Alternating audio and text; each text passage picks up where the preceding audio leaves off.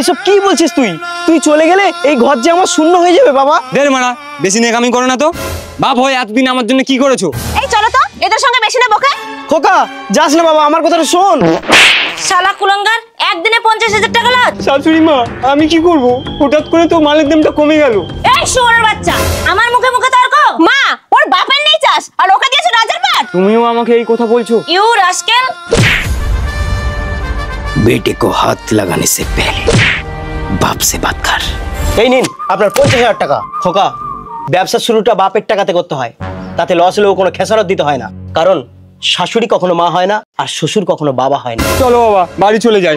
দাঁড়া খোকা, বৌমা অন্যায় যে করে আর অন্যায় যে সহে, তব ঘৃণা তারে যেন তৃণ সমুদহে। যে বউ তার স্বামীর অপমান মুখ বুজে সহ্য করে, সে কখনো সহধর্মিণী হতে পারে না।